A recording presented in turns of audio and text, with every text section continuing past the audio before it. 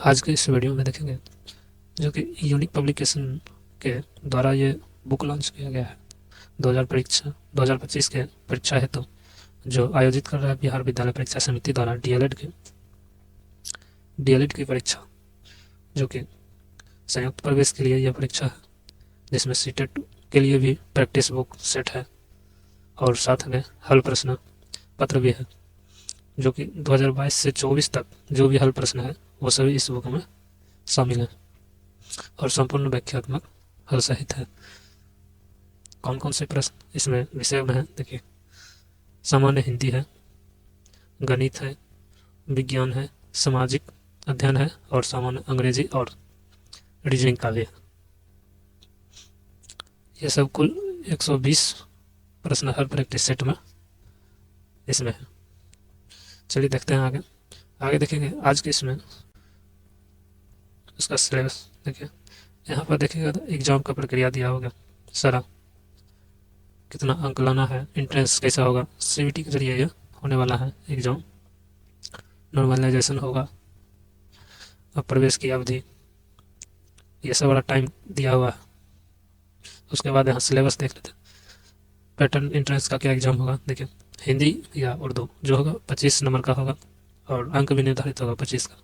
उसी तरह गणित का जो है, गणित भी 25 का होगा और उसका नंबर भी होगा अंक 25 का।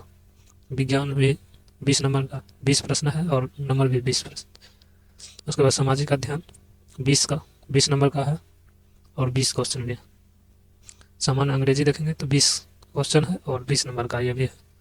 उसके बाद रीजनिंग देखेंगे, रीजनिंग में देखेंगे 10 रीजनिंग रहेगा और 10 नंबर का रहेगा। टोटल देखेंगे तो 120 ये प्रश्न और 120 नंबर का निर्धारित रहेगा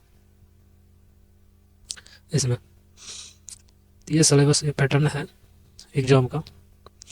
बिहार डीएलएड परीक्षा जो कि 7/6/2023 को हुआ था, उसका देखेंगे PYQ क्वेश्चन आंसर पूरा डिटेल के साथ देखेंगे इस वीडियो में। चलिए चलते हैं, सबसे पहले सभी विषय देखेंगे। सबसे पहले विज्ञान से चलते हैं। चलिए चलते हैं प्रश्न के ऊपर। विज्ञान से देखेंगे, विज्ञान का पहला क्वेश्चन है 46 नंबर से, जो कि पहला प्रश्न कहता है क्रिप्टोगैम है क्या है। ऑप्शन है बिना बीज वाले पौधे हैं, अंडाशय वाले पौधे, फल वाले पौधे या बीज वाले पौधे। इसका सही आंसर क्या हो जाएगा? ऑप्शन नंबर ए हो जाएगा सही आंसर। सही आंसर ऑप्शन नंबर ए हो जाएगा, बिना बीज वाले पौधे हैं। चलिए अगला प्रश्न देखते हैं। अगला प्रश्न देखिए, कहता है आनुवंशिकता के जनक कौन है। ऑप्शन है चार्ल्स डार्विन या रॉबर्ट हुक या ग्रेगर जोहान मेंडल या जेम्स वाटसन। इसका सही आंसर क्या होगा? सही आंसर हो जाएगा ऑप्शन नंबर सी हो जाएगा। ऑप्शन नंबर सी हो जाएगा। ऑप्शन नंबर सी हो जाएगा। इन्होंने ही अपने रिसर्च के लिए मटर के पौधे का इस्तेमाल किया था। चलिए अगला प्रश्न देखते हैं। अगला प्रश्न देखिए है, अगला प्रश्न कहता है अष्टक का नियम किस तत्व तक लागू पाया गया है।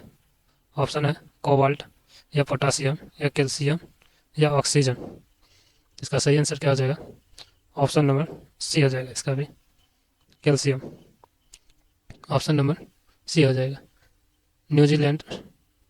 न्यूलैंड्स के अष्टक का नियम कैल्शियम तक के लिए ही लागू है, क्योंकि कैल्शियम के बाद प्रत्येक 8वें तत्व के गुण प्रथम तत्व के गुण में विभिन्न होते हैं, इसीलिए कैल्शियम हो जाएगा सही आंसर सी।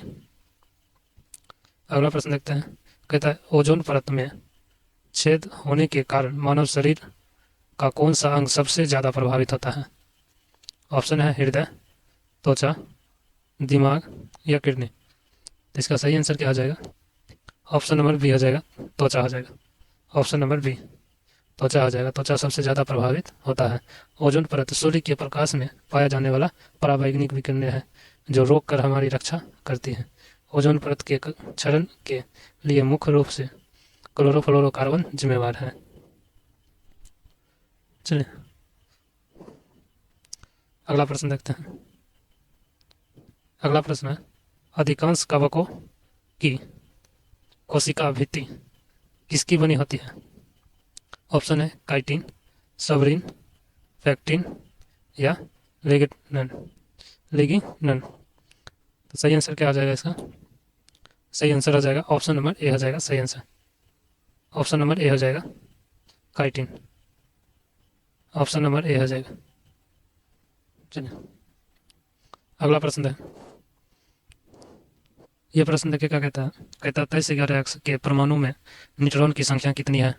ऑप्शन है 34, 24, 11 या 12। तो इसका सही आंसर क्या आ जाएगा? ऑप्शन नंबर डी हो जाएगा। न्यूट्रॉन की संख्या 12 है। ऑप्शन नंबर डी हो जाएगा सही आंसर। कैसे हो जाएगा डी? देखिए 23 जो है वो द्रव्यमान है, द्रव्यमान की संख्या 23 है और प्रोटॉन की संख्या 11 है, और दोनों को माइनस करेंगे तो यह न्यूट्रॉन को संख्या निकल जाएगा, वो हो जाएगा 12। ऑप्शन नंबर डी हो जाएगा सही आंसर। चलिए अगला प्रश्न देखते हैं। कहता है पदार्थ का वर्गीकरण किस आधारों पर होता है? ऑप्शन है इनमें से कोई नहीं, भौतिक और जैविक गुणों पर, रासायनिक गुणों पर, या भौतिक और रासायनिक गुणों पर। इसका सही आंसर क्या हो जाएगा? सही आंसर हो जाएगा भौतिक और रासायनिक गुणों पर। पदार्थों का वर्गीकरण होता है भौतिक और रासायनिक गुणों के आधार पर होता है। ऑप्शन नंबर डी हो जाएगा सही आंसर। ऑप्शन नंबर डी हो जाएगा सही आंसर। चलिए अगला प्रश्न देखते हैं। अगला प्रश्न कहता है पाइरूवेट विखंडन के उपरांत कार्बन डाइऑक्साइड जल तथा ऊर्जा देता है। यह क्रिया कहाँ संपन्न होती है? ऑप्शन है केंद्रक, या माइटोकॉन्ड्रिया, कोशिका द्रव, या हरितद्रवक। इसका सही आंसर क्या हो जाएगा? सही आंसर हो जाएगा ऑप्शन नंबर बी हो जाएगा। ऑप्शन नंबर बी हो जाएगा माइक्रोकॉन्ड्रिया हो जाएगा। देखिए माइक्रोकॉन्ड्रिया जहाँ ऑक्सीजन की उपस्थिति में पाइरूवेट का विखंडन होता है। 3 कार्बन वाले पाइरूवेट अणु विखंडित होकर 3 कार्बन डाइऑक्साइड वे अणु बनाते हैं। इसके साथ साथ जल तथा रासायनिक ऊर्जा भी मुक्त होती है जो एटीपी अणुओं में संचित हो जाती है। एटीपी के विखंडन से जो ऊर्जा मिलती है जिससे कोशिका के अंदर होने वाली विभिन्न जैव क्रियाएं संचालित होती है। सही आंसर जाएगा ऑप्शन नंबर बी हो जाएगा माइक्रोकॉन्ड्रिया। चलिए अगला प्रश्न है। कहता है चंद्रमा का द्रव्यमान पृथ्वी के द्रव्यमान का 0.012 गुना तथा व्यास पृथ्वी के व्यास से 0.25 गुना हो तो जी का मान चंद्रमा पर होगा, क्या होगा? ऑप्शन है पृथ्वी पर इसके मान से ज़्यादा, या पृथ्वी पर इसके मान का 1/6 होगा, या पृथ्वी पर इसके मान से कम होगा, या पृथ्वी पर इसके मान के बराबर होगा। तो इसका सही आंसर क्या आ जाएगा? सही आंसर हो जाएगा चंद्रमा पर जी का मान पृथ्वी पर जी के मान का बराबर होगा। सही आंसर हो जाएगा ऑप्शन नंबर डी हो जाएगा सही आंसर। ऑप्शन नंबर डी हो जाएगा सही आंसर। चलिए अगला प्रश्न देखते हैं।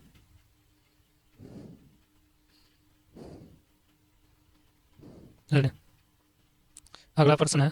कहता विद्युत चुंबकीय प्रेरण की खोज किसने की? ऑप्शन है एम्पियर ने, फेराडे ने, या फ्लेमिंग ने, या मैक्सवेल ने। तो इसका सही आंसर क्या आ जाएगा? सही आंसर हो जाएगा इसका खोज किया था ऑप्शन नंबर बी हो जाएगा, फेराडे ने किया था खोज। ऑप्शन नंबर बी हो जाएगा फेराडे ने। विद्युत चुंबकीय क्षेत्र में दाएं हस्त का नियम की खोज मैक्सवेल ने की थी, जबकि विद्युत चुंबकीय प्रेरण की खोज फेराडे ने की थी, और दाएं हस्त नियम का खोज मैक्सवेल ने किया था। विद्युत धारा का मात्रक एम्पियर की खोज एम्पियर ने किया था। अब विद्युत चुंबकीय क्षेत्र में बाएं हस्त का नियम की खोज फ्लेमिंग ने किया था। तो सही आंसर हो जाएगा, इस प्रश्न का सही आंसर हो जाएगा ऑप्शन नंबर बी हो जाएगा। चलिए अगला प्रश्न देखते हैं। अगला प्रश्न निम्नलिखित में से कौन सा जीवाश्म ऊर्जा है? ऑप्शन है कोयला, सौर ऊर्जा, थर्मल ऊर्जा, या बायोगैस। इसका सही आंसर क्या हो जाएगा? सही आंसर हो जाएगा ऑप्शन नंबर ए हो जाएगा कोयला। कोयला एक जीवाश्म ऊर्जा है। ऑप्शन नंबर ए हो जाएगा सही आंसर।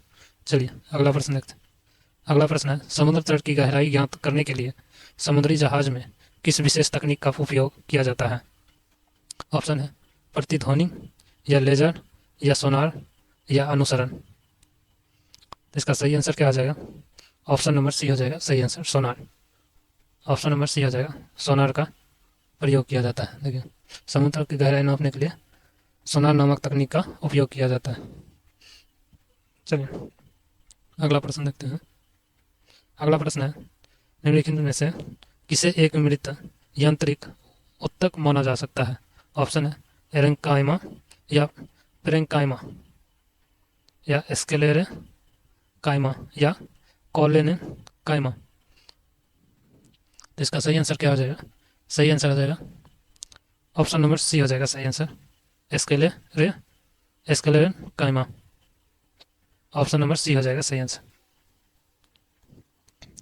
चलिए अगला प्रश्न देखिए, कहता है एमीटर को विद्युत परिपथ में किस क्रम में जोड़ा जाता है? ऑप्शन है समांतरण क्रम या श्रेणी क्रम में या दोनों में या इनमें से कोई नहीं। तो इसका सही आंसर क्या हो जाएगा? सही आंसर हो जाएगा ऑप्शन नंबर बी हो जाएगा सही आंसर। ऑप्शन नंबर बी हो जाएगा श्रेणी क्रम में। चलिए अगला प्रश्न देखते हैं। अगला प्रश्न है, एक बस की चाल 10 सेकेंड में 36 किलोमीटर घंटा से 72 किलोमीटर घंटा हो जाती है, तो इसका त्वरण क्या होगी? ऑप्शन है 5 मीटर पर सेकेंड स्क्वायर हो जाएगा या 2 मीटर पर सेकेंड स्क्वायर हो जाएगा या 3.6 मीटर पर सेकेंड स्क्वायर हो जाएगा या 1 मीटर पर सेकेंड स्क्वायर हो जाएगा। इसका सही आंसर क्या हो जाएगा?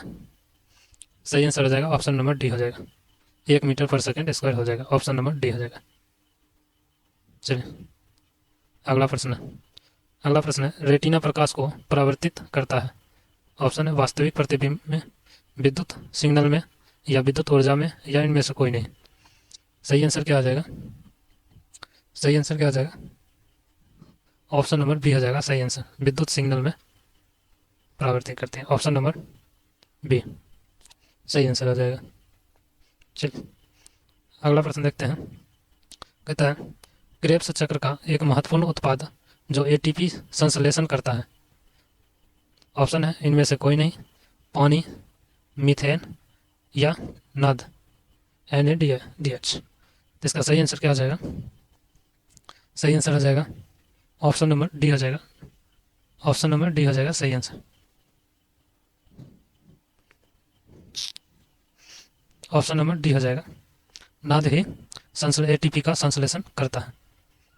चलिए अगला प्रश्न है, अगर कोई X ऑक्सीजन से क्रिया करके X का ऑक्साइड बनाते हैं जो लाल लिटमस पत्र को नीला कर देता है, तो तत्व X है। ऑप्शन है अधातु, धातु, प्लास्टिक, ए या बी। सही आंसर क्या हो जाएगा इसका? सही आंसर हो जाएगा, सही आंसर हो जाएगा ऑप्शन नंबर बी हो जाएगा, धातु हो जाएगा। ऑप्शन नंबर बी हो जाएगा, देखिए धातु बन जाता है। एक्स का ऑक्साइड लाल लिटमस पेपर को नीला कर देता है, अतः यह क्षारीय ऑक्साइड है। सिर्फ धातु की ही क्षारीय ऑक्साइड का निर्माण करते हैं। सिर्फ धातु ही क्या करता है? क्षारीय ऑक्साइड का निर्माण करता है, इसीलिए एक्स एक धातु होगा। जबकि धातु प्लस CO2 मिलाकर बनता है धात्विक ऑक्साइड बनता है, जिसे क्षारीय जो होता है। तो इसका सही आंसर हो जाएगा ऑप्शन नंबर बी हो जाएगा। चलिए अगला प्रश्न देखते हैं। अगला प्रश्न है, किसानों के द्वारा फसल चक्र का उपयोग किसकी वृद्धि हेतु किया जाता है? ऑप्शन है मृदा उर्वरता के कारण या मृदा में कार्बनिक तत्वों की वृद्धि या नाइट्रोजन युक्त तत्वों की मृदा में वृद्धि या उपयुक्त सभी। इसका सही आंसर क्या हो जाएगा? सही आंसर क्या हो जाएगा इसका? सही आंसर हो जाएगा ऑप्शन नंबर ए हो जाएगा, मृदा में उर्वरता की वृद्धि हेतु किया जाता है। मृदा में उर्वरता हेतु किया जाता है। ऑप्शन नंबर ए हो जाएगा सही आंसर। चलिए अगला प्रश्न देखते हैं।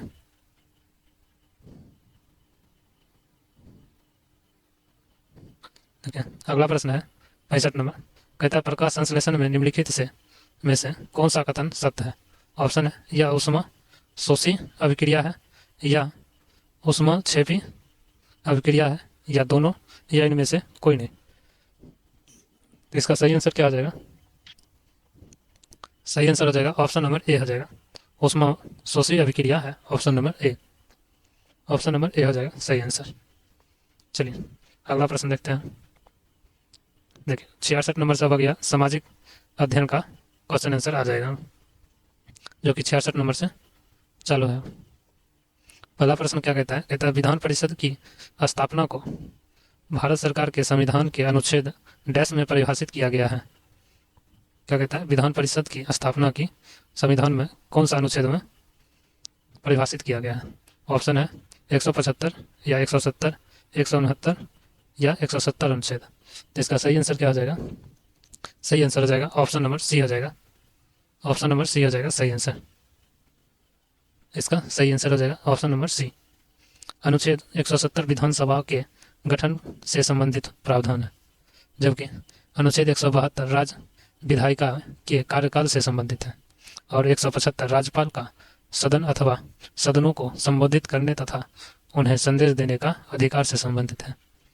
तो सही आंसर हो जाएगा इसका 169 स्थापना विधान परिषद की स्थापना परिभाषा है, और 170 जहाँ की कहता है विधान सभाओं के गठन का प्रावधान है, और 172 कहता है राज्य में विधायिका के कार्यकाल के से संबंधित है, और 175 राज्यपाल के सदनों को संबोधित करने के लिए का अधिकार है।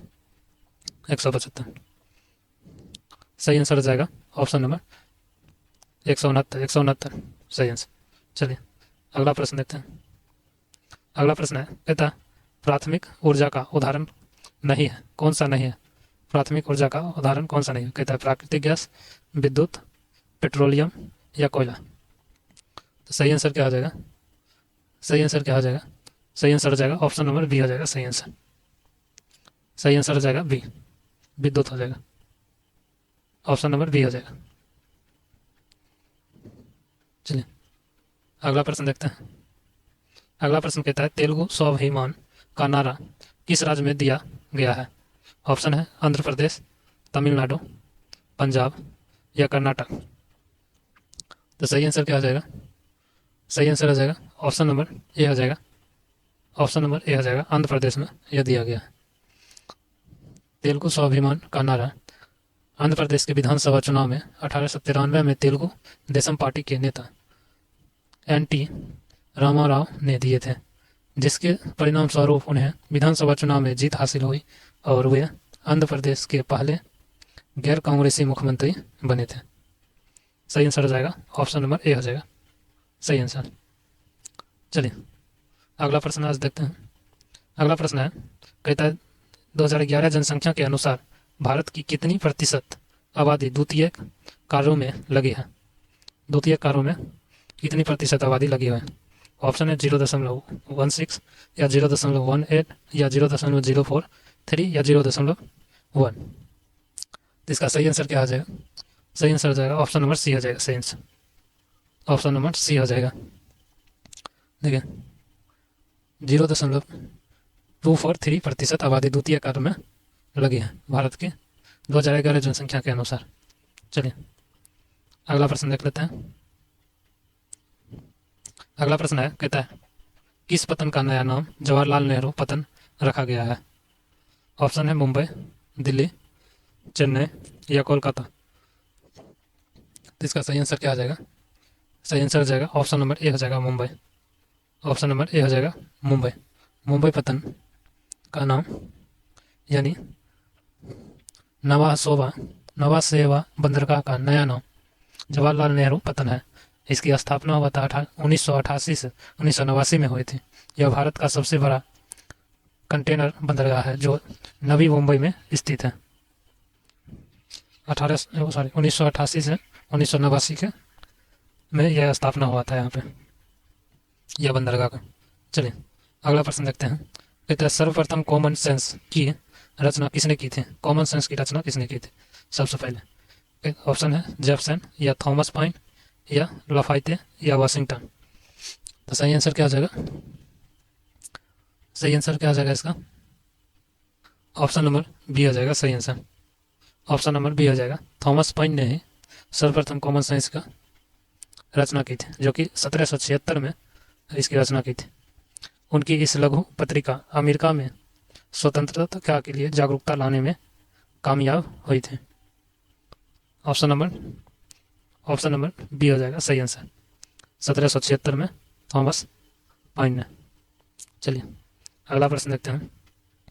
अगला प्रश्न कहता है भारत में निष्पक्ष निर्वाचन की प्रक्रिया के संचालन का दायित्व किस पर है? ऑप्शन है प्रधानमंत्री पर, या योजना आयोग पर, या निर्वाचन आयोग पर, या राष्ट्रपति आयोग पर। तो इसका सही आंसर क्या हो जाएगा? ऑप्शन नंबर सी हो जाएगा। ये निर्वाचक आयोग पर यह जिम्मेवारी है, निष्पक्ष रूप से निर्वाचन करवाना निर्वाचक आयोग के द्वारा है। देखिए संविधान के अनुच्छेद 324 के अनुसार संसद, राज्य विधानमंडल, राष्ट्रपति व उपराष्ट्रपति के पदों के निर्वाचन के लिए संचालित निर्देशन एवं नियंत्रण की जिम्मेवारी चुनाव आयोग की है। अतः चुनाव आयोग एक अखिल भारतीय संस्था है, क्योंकि यह केंद्र व राज्य सरकारों दोनों के लिए समान काम करते हैं। सही आंसर हो जाएगा ऑप्शन नंबर सी हो जाएगा, चुनाव आयोग।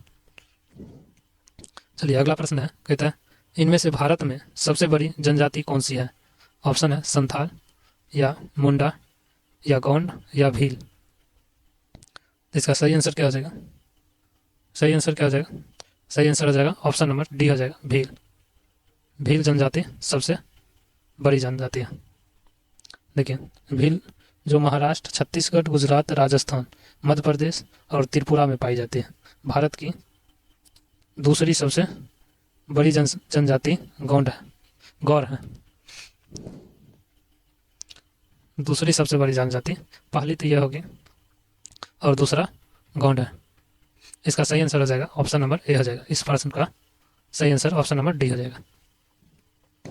चलिए अगला प्रश्न देखते हैं। अगला प्रश्न है जेम्स वाट ने किस यंत्र का आविष्कार किया था? ऑप्शन है फ्लाइंग शटल का, या वाष्प इंजन का, या सेफ्टी लैंप का, या पावर लूम का। तो इसका सही आंसर क्या हो जाएगा?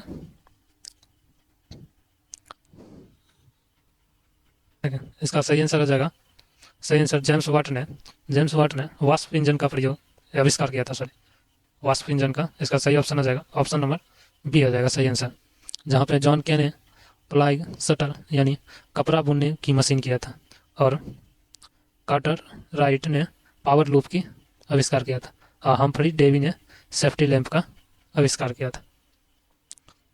इसका सही आंसर हो जाएगा ऑप्शन नंबर बी हो जाएगा। चलिए अगला प्रश्न है, कहता है कांवर झील बिहार के किस जिले में स्थित है? ऑप्शन है पटना, भोजपुर, बेगूसराय, या छपरा। तो इसका सही आंसर क्या हो जाएगा? सही आंसर हो जाएगा सी, ऑप्शन नंबर सी हो जाएगा। यह बेगूसराय जिला में है। इस झील को पक्षी बिहार का दर्जा 1987 में बिहार सरकार ने दिया था, और वर्ष 2020 में इसे रामसर स्थल में शामिल किया गया है। राज्य में यह दर्जा प्राप्त करने वाली यह पहली आर्द्र भूमि है। सही आंसर हो जाएगा ऑप्शन नंबर सी हो जाएगा, बेगूसराय। चलिए अगला प्रश्न देखते हैं। अगला प्रश्न है भारत के प्रथम मुख्य चुनाव आयुक्त कौन थे? भारत के कहते हैं प्रथम चुनाव आयुक्त कौन थे? ऑप्शन है टी.एन. शेरसन ने, या अशोक ने, या सुकुमार सेन ने, या सुनील अरोड़ा ने। तो इसका सही आंसर क्या हो जाएगा? सही आंसर क्या हो जाएगा? सही आंसर हो जाएगा ऑप्शन नंबर सी हो जाएगा, सुकुमार सेन ने, जो कि मार्च 1950 से दिसंबर 1958 तक रहा था। चलिए अगला प्रश्न देख लेते हैं। चलिए 77 नंबर से देखिए अगला प्रश्न है, कहता है द्वितीय विश्व युद्ध में धुरी राष्ट्रों में कौन सा देश शामिल नहीं था? धुरी राष्ट्रों में कौन सा देश शामिल नहीं था? ऑप्शन है जर्मनी, जापान, इटली, या सोवियत संघ। द्वितीय विश्व युद्ध में तो इसका सही आंसर क्या हो जाएगा? सही आंसर हो जाएगा ऑप्शन नंबर डी हो जाएगा, ऑप्शन नंबर डी हो जाएगा सही आंसर। देखिए 1939 में द्वितीय विश्व युद्ध में धुरी राष्ट्र में जर्मनी, जापान तथा इटली शामिल थे, न कि सोवियत संघ। सोवियत संघ रूस, ब्रिटेन तथा अमेरिका मित्र राष्ट्रों में शामिल थे। द्वितीय विश्व युद्ध में ब्रिटेन और अमेरिका मित्र राष्ट्रों में शामिल थे। तो सही आंसर हो जाएगा ऑप्शन नंबर डी हो जाएगा। चलिए अगला प्रश्न है, कहता है बालाघाट खानों में निम्नलिखित में से किन खनिज का खनन किया जाता है? ऑप्शन है कॉपर, मैग्नीज, चूना पत्थर या एल्युमिनियम। तो सही आंसर क्या हो जाएगा? सही आंसर हो जाएगा बी, ऑप्शन नंबर बी हो जाएगा। मैग्नीज का किया जाता है, मैग्नीज का किया जाता है। यह मध्य प्रदेश के बालाघाट खान से मैग्नीज नामक खनिज का खनन किया जाता है। ऑप्शन नंबर बी हो जाएगा। चलिए अगला प्रश्न है, कहता है निम्नलिखित में से कौन खरीफ फसलों के उदाहरण है? ऑप्शन है चावल, मटर, चना या गेहूँ। तो सही आंसर क्या हो जाएगा? सही आंसर हो जाएगा ऑप्शन नंबर ए हो जाएगा। चावल खरीफ फसल की उदाहरण है जिसे उगाने के लिए तापमान 25 डिग्री सेल्सियस से ऊपर, अधिक आर्द्रता तथा 100 सेंटीमीटर से अधिक वर्षा की आवश्यकता होती है। इसे जून या जुलाई में बोकर सितंबर से अक्टूबर तक काट ली जाती है। मटर, चना तथा गेहूं राबी की फसल है जिसे सामान्यतः अक्टूबर नवंबर में बोकर और अप्रैल से मई तक काट ली जाती है। चलिए सही आंसर हो जाएगा ये हो जाएगा सही आंसर। चलिए अगला प्रश्न देखते हैं, कहता है निम्नलिखित में से कौन सा डायरी पशु नहीं है? ऑप्शन है बकरी, भैंस, ऊंट या गाय। डायरी पशु कौन सा नहीं है? तो सही आंसर हो जाएगा ऑप्शन नंबर ये ऊंट हो जाएगा। ऑप्शन नंबर सी हो जाएगा ऊंट। ऑप्शन नंबर सी हो जाएगा सही आंसर। चलिए अगला प्रश्न देखते हैं। अगला प्रश्न है, कहता है पृथ्वी के अक्ष के सिरों को क्या कहते हैं? ऑप्शन है अक्षांश या ध्रुव या विषुवत रेखा या देशांतर। सही आंसर हो जाएगा ऑप्शन नंबर बी हो जाएगा। ऑप्शन नंबर बी हो जाएगा ध्रुव कहा जाता है। दोनों ही सिरे को ध्रुव कहा जाता है। उत्तरी को उत्तरी ध्रुव कहा जाता है, दक्षिणी को दक्षिणी ध्रुव कहा जाता है। चलिए अगला प्रश्न है, कहता है इनमें से किस देश को सामाजिक विभेद के कारण विखंडन का सामना करना पड़ा? ऑप्शन है भारत, श्रीलंका या बेल्जियम या युगोला या ऑप्शन डी है युगोस्लाविया। इसका सही आंसर क्या हो जाएगा? सही आंसर हो जाएगा ऑप्शन नंबर डी हो जाएगा। ऑप्शन नंबर डी हो जाएगा सही आंसर। ऑप्शन नंबर डी हो जाएगा सही आंसर। चलिए अगला प्रश्न देखते हैं। अगला प्रश्न है, कहता है रेशम मार्ग कहाँ शुरू होता है? ऑप्शन है चीन में, भारत में या रूस में या अमेरिका में। तो इसका सही आंसर क्या हो जाएगा? सही आंसर हो जाएगा ऑप्शन नंबर ए हो जाएगा। यह चीन में शुरू होता है रेशम मार्ग। ऑप्शन नंबर ए हो जाएगा सही आंसर। चीन से शुरू होता है। इस मार्ग द्वारा रेशम चीन से सीधे रोमन साम्राज्य को अफगानिस्तान और ईरान से होते हुए भेजे जाते थे। सही आंसर हो जाएगा ऑप्शन नंबर ए हो जाएगा। चलिए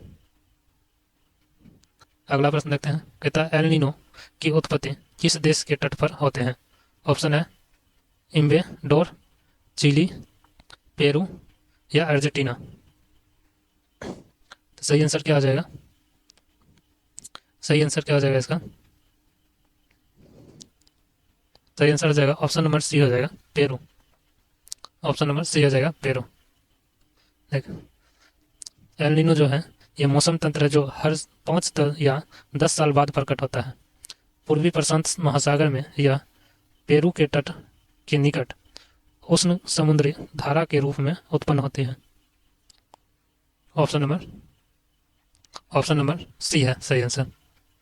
चलिए अगला प्रश्न देखते हैं। अगला प्रश्न है, देखिए कहता है बोबोइन राजवंश जिसे फ्रांसीसी क्रांति के दौरान अपदस्थ कर दिया गया था को डैश के संधि पर हस्ताक्षर करने के बाद सत्ता में बहाल किया गया था। ऑप्शन है मार्सिलेक संधि या प्रेसिया या वियना या कुस्तुनियन। तो सही आंसर क्या हो जाएगा? सही आंसर हो जाएगा ऑप्शन नंबर सी हो जाएगा सही आंसर। ऑप्शन नंबर सी हो जाएगा वियना। देखिए बिबोन राजवंश को फ्रांसीसी क्रांति के दौरान अपदस्थ कर दिया गया था जिसे 1815 में वियना की संधि पर हस्ताक्षर करने के बाद पुनः सत्ता में बहाल किया गया था। ठीक है, चलिए देखिए अब है जो सामान्य हिंदी का प्रश्न आंसर चालू है जो कि 96 नंबर से है। पहला प्रश्न कहता है वर्णों की आवृत्ति में को डैश कहते हैं। ऑप्शन है अंत्यानुप्रास अलंकार या लटानुप्रास अलंकार या छेकानुप्रास या अनुप्रास। तो इसका सही आंसर क्या हो जाएगा? सही आंसर क्या हो जाएगा? सही आंसर हो जाएगा ऑप्शन नंबर डी हो जाएगा सही आंसर, अनुप्रास अलंकार। ऑप्शन नंबर डी हो जाएगा सही आंसर। ठीक है, चलिए अगला प्रश्न देखते हैं। अगला प्रश्न कहता है इनमें से कौन सा वाक्य अशुद्ध है? कहता है इनमें से कौन सा वाक्य अशुद्ध? ऑप्शन है, देखिए, मुझे निबंध लिखना है। अगला है राम और राम का पुत्र बाजार गया। ठीक है, अगला है ये फल अच्छे नहीं है, या यह पुस्तक रोहन की है। कहता है इसमें अशुद्ध कौन सा है, वो वाक्य चुनने के लिए कहता है। तो अशुद्ध कौन सा हो जाएगा? इसका सही आंसर हो जाएगा, अशुद्ध जो हो जाएगा ऑप्शन नंबर बी हो जाएगा। सही आंसर ऑप्शन नंबर बी हो जाएगा, जबकि इसका शुद्ध होना चाहिए राम और उसका पुत्र बाजार गया है। इसका शुद्ध ये वाक्य होगा, ये अशुद्ध वाक्य है। चलिए अगला प्रश्न है, देखिए अगला प्रश्न कहता है एक राम घनश्याम हित चाहत चाहता तुलसीदास में अलंकार खोजे। ऑप्शन है रूपक, उपमा या उत्प्रेक्षा या अति युक्ति। तो इसका सही आंसर क्या हो जाएगा? सही आंसर हो जाएगा ऑप्शन नंबर ए हो जाएगा सही आंसर, रूपक। ऑप्शन नंबर ए हो जाएगा सही आंसर। चलिए अगला प्रश्न देखते हैं। कहता है विद्यालय का संधि विच्छेद क्या हो जाएगा? विद्य जोड़ आलय, विद्य जोड़ लय, या विद्या जोड़ आलय, या विद्य जोड़ आलय, या विद्या जोड़ लय। तो इसका सही आंसर क्या हो जाएगा? सही आंसर हो जाएगा विद्या जोड़ आलय। ऑप्शन नंबर बी हो जाएगा सही आंसर, ऑप्शन नंबर बी हो जाएगा। चलिए अगला प्रश्न है, कहता है निम्न में से कौन सा वाक्य शुद्ध वाक्य कहता है चूज करने। ऑप्शन है वह दंड पाने के योग्य है। ऑप्शन है भारत सरकार विद्वानों को पद्म भूषण की पदवी आपूर्ति कर रही है। अगला है वहाँ भारी भरकम भीड़ जमा थी। अगला है उनका बहुत भारी सम्मान हुआ। इसमें शुद्ध वाक्य चूज करने के लिए कहता है, चुनने के लिए कहता है शुद्ध वाक्य। तो इसमें शुद्ध वाक्य जो हो जाएगा ऑप्शन नंबर ए हो जाएगा, वह दंड पाने योग्य है। जबकि देखिए भारत सरकार विद्वानों को पद्म भूषण सम्मान देती है। ऑप्शन नंबर बी का शुद्ध यह हो जाएगा, जबकि वहाँ बहुत भीड़ थी, वहाँ बहुत भीड़ थी। ऑप्शन नंबर सी का यह शुद्ध हो जाएगा, और ऑप्शन नंबर डी का होगा उनका बहुत सम्मान होगा। ऑप्शन नंबर डी का यह होगा। तो सही आंसर हो जाएगा इसमें शुद्ध वाक्य है ऑप्शन नंबर ए। चलिए अगला प्रश्न है, कहता है पहाड़ टूट पड़ना मुहावरे का अर्थ क्या होगा। ऑप्शन है पहाड़ का घूमना, या संकट टलना, या इनमें से कोई नहीं, या भारी विपत्ति आना। इसका सही आंसर क्या हो जाएगा? सही आंसर हो जाएगा ऑप्शन नंबर डी हो जाएगा, ऑप्शन नंबर डी हो जाएगा सही आंसर, ऑप्शन नंबर डी हो जाएगा। पहाड़ टूट जाना मुहावरे का अर्थ होता है संकट आना या भारी विपत्ति आना। चलिए अगला प्रश्न है, देखिए कहता है वह पैदल नहीं चल सकता। वाक्य में कौन सा वाच्य है? ऑप्शन है भाववाच्य, या कर्मवाच्य, या कृतवाच्य, या क्रियावाच्य। तो सही आंसर क्या हो जाएगा? सही आंसर हो जाएगा ऑप्शन नंबर सी हो जाएगा सही आंसर, ऑप्शन नंबर सी हो जाएगा कृत्यवाचक। चल अगला प्रश्न है, देखिए आजकल पढ़े लिखे युवक नौकरी के लिए खाक छानते फिरते हैं। इस वाक्य में खाक छानना मुहावरे का अर्थ क्या है? ऑप्शन है खाली बैठना, तैयार हो जाना, बहुत उत्तेजित होना, या दर दर भटकना। इसका सही आंसर क्या हो जाएगा? खाक छानना का मुहावरा का अर्थ होता है मारा मारा फिरना या दर दर भटकना। सही ऑप्शन हो जाएगा ऑप्शन नंबर डी हो जाएगा सही आंसर, ऑप्शन नंबर डी हो जाएगा सही आंसर। चलिए अगला प्रश्न देखते हैं।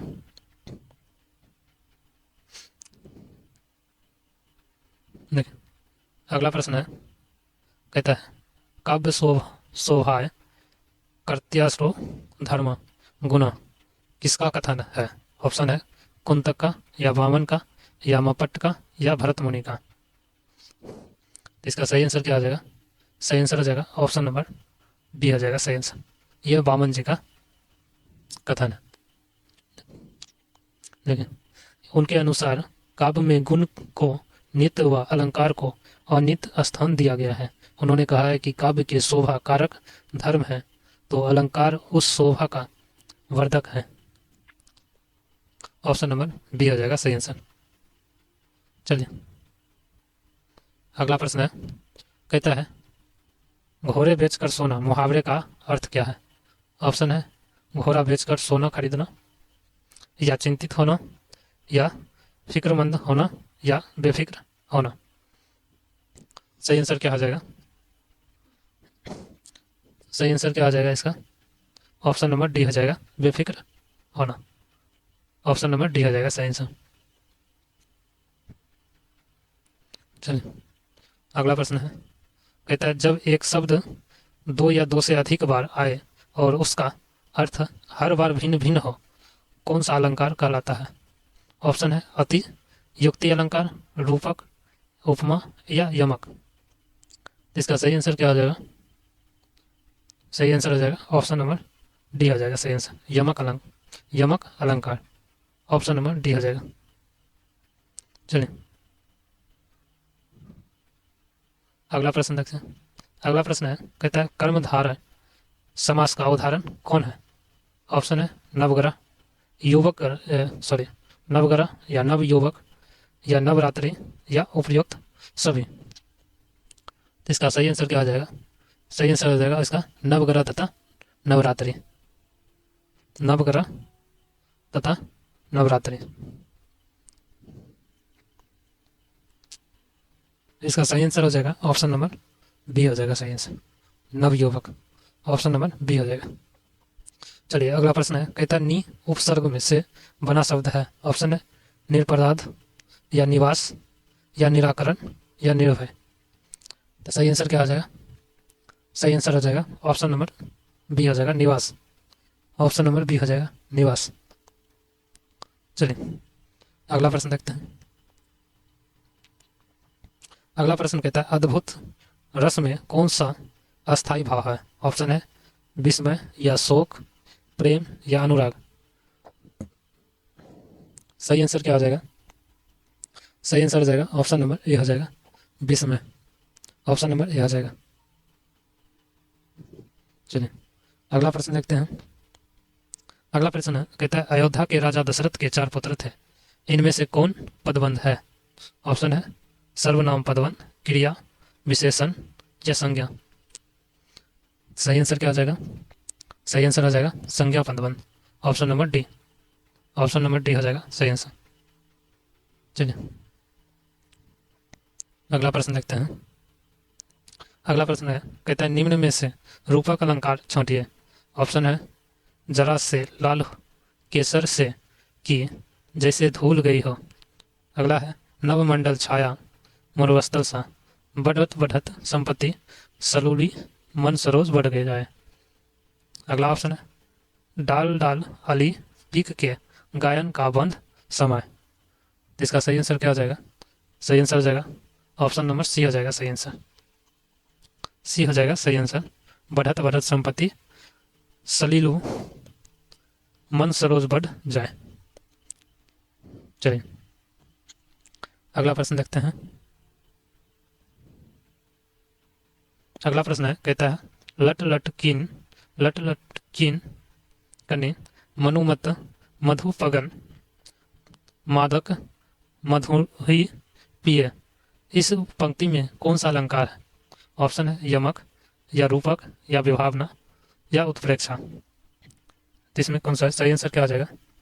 सही आंसर हो जाएगा उत्प्रेक्षा। ऑप्शन नंबर डी उत्प्रेक्षा हो जाएगा। ऑप्शन नंबर डी हो जाएगा सही आंसर। चलिए अगला प्रश्न है, कहता है चंचल शब्द में चंग वर्ण में कौन सी मात्रा होगी? ऑप्शन है प्लुत, लघु और गुरु, लघु, या गुरु। सही आंसर क्या हो जाएगा? सही आंसर हो जाएगा ऑप्शन नंबर डी हो जाएगा सही आंसर गुरु।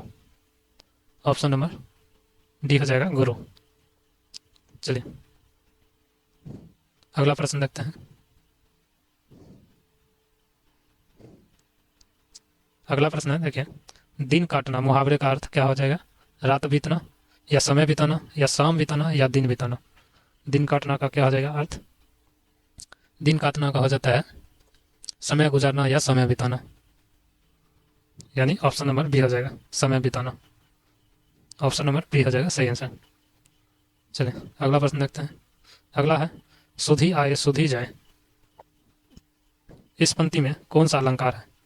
ऑप्शन है विरोधाभास, रूपक, यमक या विभावना। सही आंसर क्या आ जाएगा? सही आंसर हो जाएगा ऑप्शन नंबर ए आ जाएगा विरोधाभास अलंकार। ऑप्शन नंबर ए हो जाएगा सही आंसर। चलिए अगला प्रश्न है 116 नंबर का। 116 नंबर प्रश्न है, इसमें कहानी दिया हुआ है, इसके पढ़कर इसका ऑप्शन का सही जवाब देना है। जिसका कहता है संहार, इसमें शब्द जो है उसका अर्थ क्या हो जाएगा? संहार जो अर्थ दिया गया है उसका अर्थ कहता है क्या होगा? तो देखिए कहाँ पर दिया गया उसको पढ़कर देखते हैं। देखिए यहाँ पर है, कहता है भगवान राम ने, इस कहानी में भगवान राम ने ऋषि मुनियों को की तपस्या में बाधा डालने वाले राक्षसों का संहार किया। यही जो संहार है इसी का कहता है अर्थ क्या हो जाएगा? तो इसका अर्थ है, ऑप्शन कहता है, ऑप्शन है संसार या भलाई या दया या नाश। संहार का क्या अर्थ हो जाएगा? तो संहार का हो जाएगा सही आंसर ऑप्शन नंबर डी हो जाएगा। संहार का मतलब नाश किया, नाश का मतलब मारना। ऑप्शन नंबर डी हो जाएगा सही आंसर। चलिए अगला प्रश्न कहता है नगन शब्द में समास होगा कौन सा? द्वंद्व या तत्पुरुष या दिगो या बहुव्रीहि है। तो इसका सही आंसर क्या हो जाएगा? सही आंसर हो जाएगा ऑप्शन नंबर बी हो जाएगा तत्पुरुष। ऑप्शन नंबर बी हो जाएगा। चलिए अगला प्रश्न है, कहता है शब्द की तीसरी शक्ति कौन सी है? शब्द की तीसरी शक्ति कौन सी है? ऑप्शन है लक्षणा, व्यंजना या दोनों में से कोई नहीं। इसका सही आंसर क्या हो जाएगा? सही आंसर हो जाएगा ऑप्शन नंबर बी हो जाएगा व्यंजना। व्यंजना हो जाएगा ऑप्शन नंबर बी हो जाएगा सही आंसर। चलिए अगला प्रश्न कहता है शब्द शक्ति भेद के अंतर्गत आता है कौन सा? अभिधा या छंद या रस या वर्ण। तो इसका सही आंसर क्या हो जाएगा? सही आंसर हो जाएगा ऑप्शन नंबर ए हो जाएगा अभिधा। ऑप्शन नंबर ए हो जाएगा सही आंसर। चलिए अगला प्रश्न है जिस वर्णिक छंद के प्रत्येक चरण में 15 वर्ण होते हैं उसे क्या कहते हैं? ऑप्शन है मालिनी या इंद्रवर्जा या मंदाक्रांता या सवैया। इसका सही आंसर क्या हो जाएगा? सही आंसर हो जाएगा ऑप्शन नंबर ए हो जाएगा सही answer Malini. Option number A हो जाएगा सही आंसर मालिनी हो जाएगा सर।